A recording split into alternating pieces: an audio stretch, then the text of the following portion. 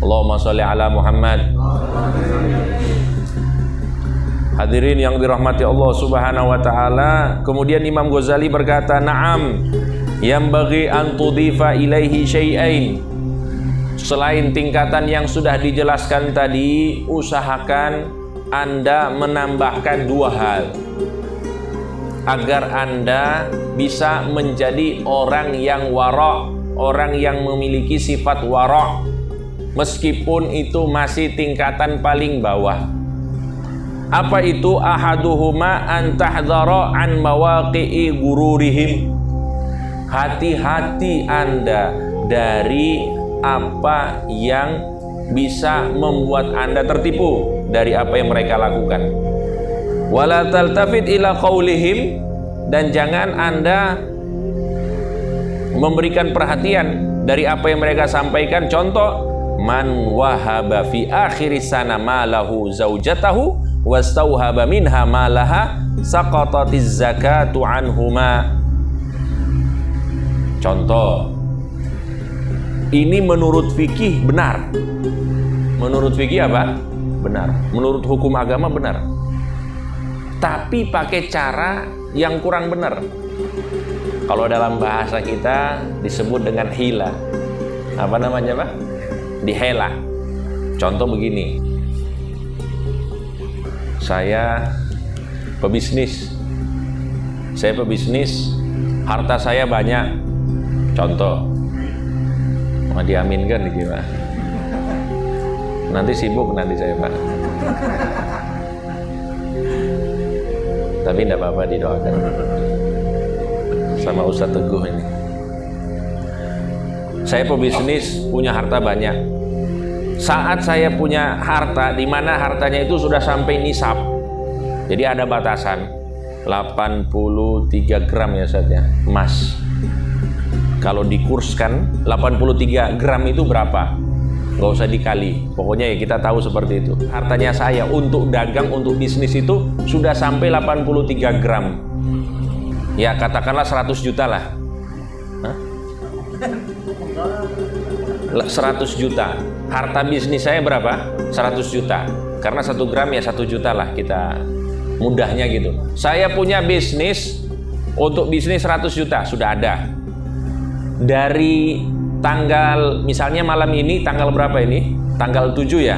Tanggal 7 bulan Januari ini saya sudah wajib untuk zakat. Sudah wajib nopo untuk zakat.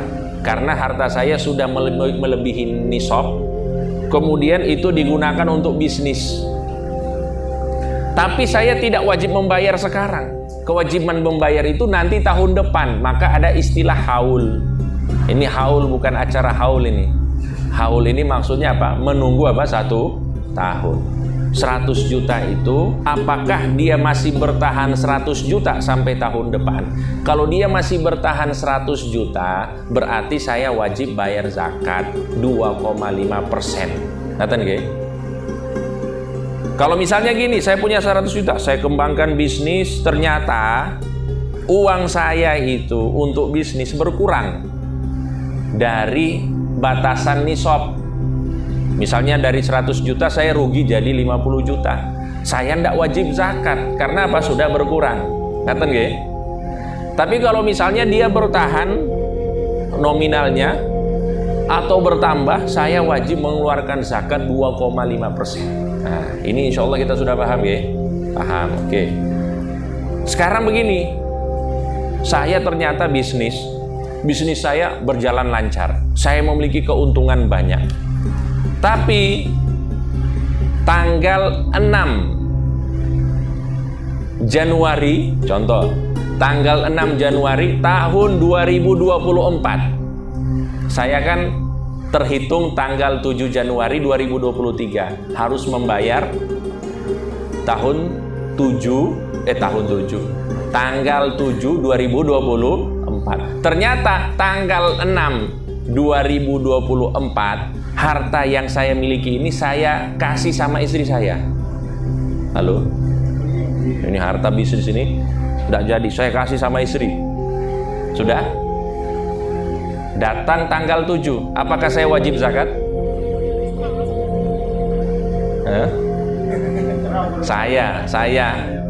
Saya ini apakah wajib zakat?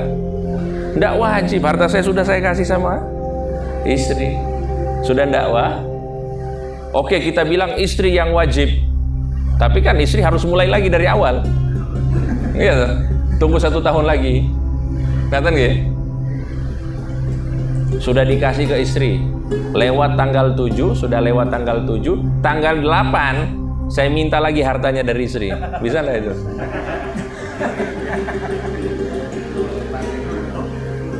Itu secara syariat benar. Tapi itu istilahnya apa ya? Hilah. Supaya terhindar dari zakat, dia pakai cara seperti itu. Itu sah tidak? Sah. Menurut syariat apa? Sah. Tapi kalau tanya hati panjenengan, gimana? Cocok nggak itu jenengan? Cocok nggak? Udah. Ini kayak mau nipu-nipu Allah nih, naudzubillahi min dzalik. Iya kan? Mau menghindar dari ini dengan cara yang tidak benar. Ini namanya hila. Meskipun menurut syariat benar, menurut fatwa ulama benar, tapi itu tidak sesuai dengan isi hati kita. Oleh karena itu disebutkan oleh Nabi Muhammad sallallahu alaihi wasallam, istafti qalbaka, mintalah pendapat dari hatimu. Jadi kalau kita dihadapkan dengan sebuah masalah, setelah kita mendengarkan fatwanya ulama, usahakan kita tetap menanyakan hati kita, apakah kita cocok dengan itu atau tidak. Karena biasanya kalau kita itu menanya pada hati, apalagi dalam keadaan hati kita bersih, insya Allah kita akan diarahkan dengan sesuatu yang benar. Amin Allahumma. Amin Allahumma. Jadi seperti itu nggih. Dan beliau di sini menyatakan gini. Jadi ini masih masalah zakat. Kata beliau, wa amma anta idza kunta tanzuru fi ma yanfa'uka ghadan 'inda jabbaril jababira. Sedangkan dirimu, wahai hamba Allah, yang melihat apa yang akan membawa manfaat bagimu di hari esok, yaitu pada hari kiamat di hadapan Allah Subhanahu wa taala. Fala taltafit ila hadza, maka jangan sekali-kali main-main seperti ini. Main-main cara-cara hila seperti ini. Wa'lam anna maqsudaz zakah idzalatu razilatil bukhul. Ingat, tujuan dari zakat itu untuk menghilangkan penyakit bakhil, penyakit kikir. Itu tujuannya. Tujuan dari berzakat, sodako itu tujuannya apa? Untuk menghilangkan apa? Kekikiran. Fa innahu muhlikun kama qala an-nabiy sallallahu alaihi wasallam salasu muhlikat. Karena kekikiran itu termasuk hal yang akan menghancurkan diri kita dan juga agama kita. Disebutkan oleh Nabi Muhammad SAW, ada 3 hal yang akan membuat kita binasa. Apa itu? Yang pertama, syuhun muta', kekikiran yang diikuti, kekikiran yang dipatuhi. Halo? Jenengan punya uang berapa? 10 juta.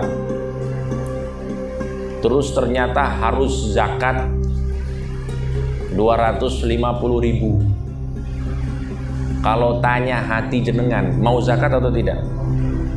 Enggak, maksudnya ya manusiawinya. Mau enggak? Nah, ini sudah bukan manusia, sudah malaikat di sini. Kalau manusianya enggak, Pak.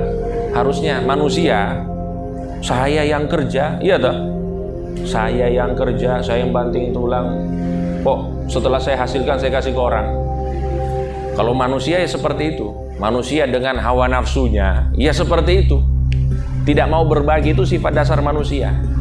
Akan tetapi syariat mengatur agar kita melawan hawa nafsu. Nah, makanya apa? Yang harus termasuk yang kita lawan adalah syuhun, kekikiran. Sifat dasar manusia itu kikir. Maka jangan Anda patuhi ikuti kekikiran yang ada pada diri Anda, harus Anda lawan. Nah, gitu maksudnya.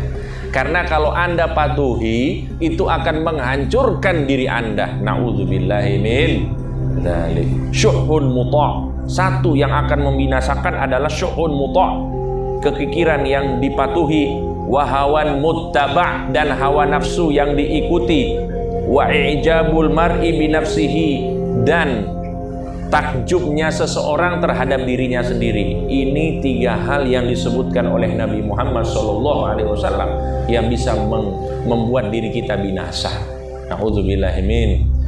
Maka itu diingatkan kita oleh Imam Ghazali kepada kita semuanya agar kita kembali melihat bahwa tujuan syariat yang dibawa oleh Nabi Muhammad SAW ini agar kita menjadi orang yang baik, bukan menjadi budaknya hawa nafsu, bukan. Kita ingin Rasulullah SAW ingin kita ini menjadi hamba-hamba pilihan Allah Subhanahu wa Ta'ala yang menjalankan syariat yang dibawa oleh Nabi Muhammad SAW. Hadirin yang dirahmati Allah, ada contoh-contoh yang lain juga banyak sebenarnya, tapi saya ambil satu contoh ini. Contoh, wa yang bagi alla ta'kula minas soal, dan juga bagusnya Anda itu tidak makan dari minta-minta. Tidak makan dari apa? Minta. Fa in sa'alta fahdzar an tas'ala 'alal mala. Nah, ingat, bukan berarti meminta sesuatu dari orang itu haram, bukan. Meminta-minta itu bukan haram, boleh-boleh saja. Akan tetapi jangan jadi kebiasaan. Sekali-kali kalau kita butuh ya kita minta, tidak masalah. Tapi hindari, kata Imam Ghazali, Anda meminta-minta di hadapan banyak orang. Hindari Anda meminta-minta di hadapan banyak orang. Farubbama yu'ti bil haya. Karena mungkin saja orang yang Anda mintai ini, dia berikan apa yang Anda inginkan karena malu. Ngerti nggih? Ada orang, ya memang dia mungkin orangnya kaya misalnya, terus banyak orang lagi di majelis kayak gini, mana 100.000, orang kaya kok kayak gini. Itu kira-kira ngasih atau enggak itu? Ngasih, gengsi Pak. Malu pasti dia ngasih, kecuali dia nggak punya malu. Kalau nggak punya malu ya dia tetap ngancing gitu, iya toh. Tapi biasanya orang kalau dimintai di dalam keadaan banyak orang, dia ngasih karena apa? Malu. Dan orang yang memberikan karena malu, saya tanya, ikhlas atau tidak? Halo? Ikhlas atau tidak, Pak? Nggak ikhlas. Karena dia itu istilahnya apa ya? Menjaga harga dirinya. Dia merelakan apa yang dia miliki agar apa? Harga dirinya tidak jatuh. Maka dikasih, tapi ingat dikasihnya itu tidak ikhlas, dan Anda makan harta yang hasilnya dari orang yang tidak ikhlas memberikan kepada Anda. Na'udzubillahi min. Secara hukum syariat benar atau tidak ini?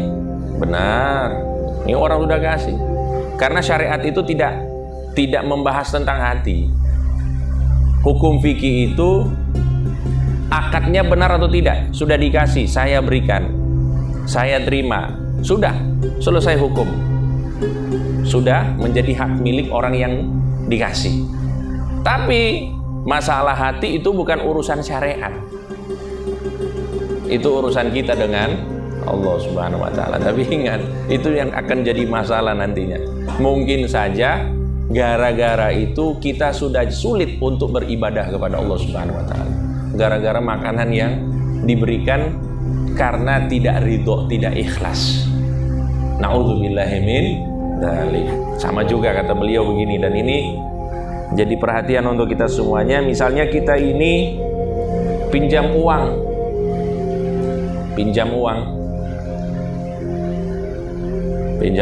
dikatakan di sini, wahdhar aidan an yu'tiyaka bid-dain wa dzalika bin an yu'tiyaka li dhannihi annaka wari'un taqiyun fatakula bid-din. Na'udzubillahi min dzalik. Misalnya ada orang minjamin kita duit karena dilihat, ini orangnya ini soleh, ini orang soleh ini orang alim ini. Jadi dia itu meminjamkan uang berdasarkan penampilan. Halo? Meminjamkan uang berdasarkan apa? Penampilan. Ternyata dia soleh penampilan tok. Isinya wallahu a'lam bishawab.